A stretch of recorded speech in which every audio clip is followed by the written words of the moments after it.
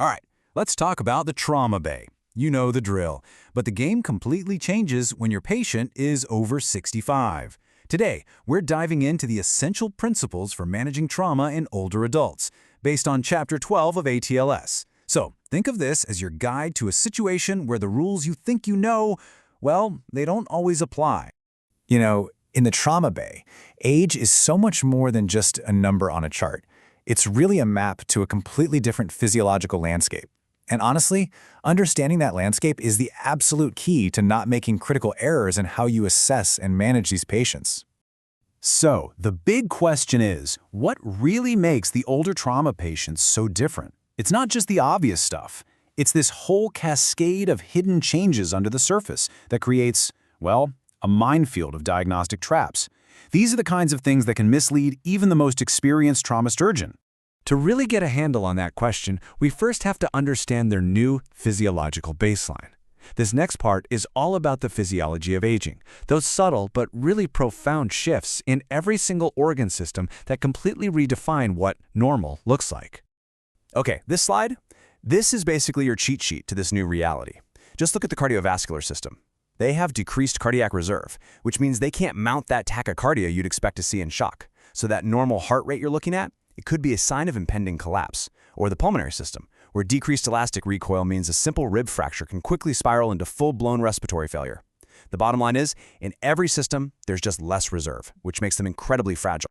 So, with all that in mind, how does this actually change our primary survey?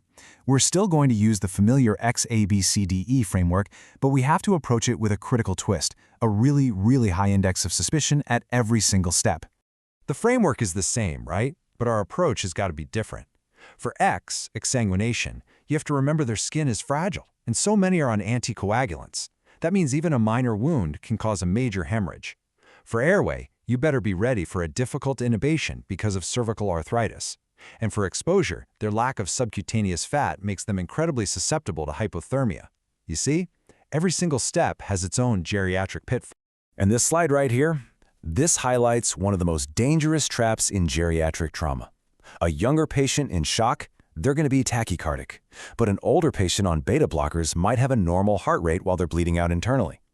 Their blood pressure can be like a siren song, just luring you into a false sense of security right before they crash.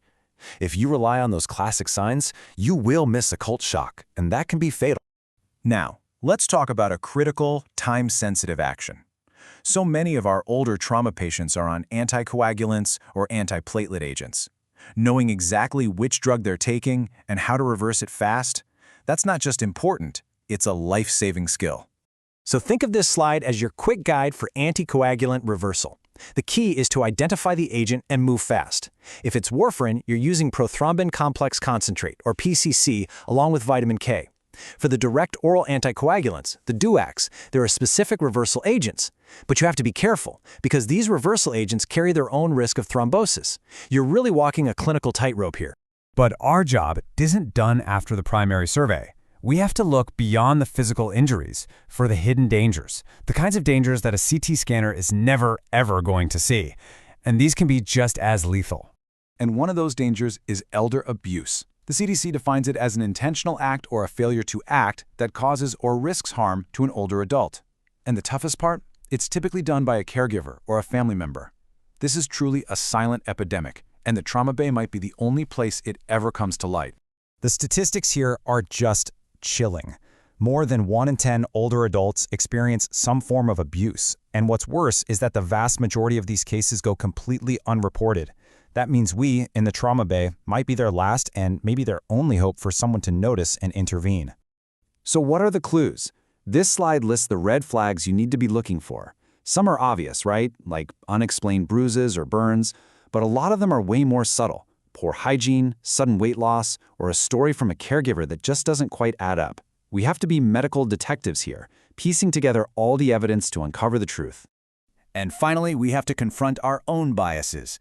Ageism, that prejudice against people just based on their age, is a real and present danger in medicine.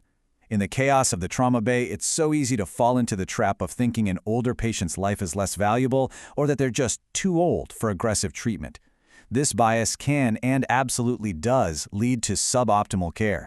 Look, if you take only one thing away from this whole explainer, let it be this. Maintain a high index of suspicion. A ground-level fall in an 80-year-old is not the same as in a 20-year-old. A normal heart rate could be masking profound shock.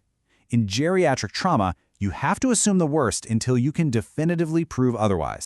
So, I'll leave you with this question. Your next trauma alert is an 85-year-old who fell. After all of this, what will you see differently? Will you recognize those subtle signs of shock? Will you consider the possibility of abuse? Will you challenge your own biases? Because that shift in perspective, that is what will make you a better, more effective trauma surgeon.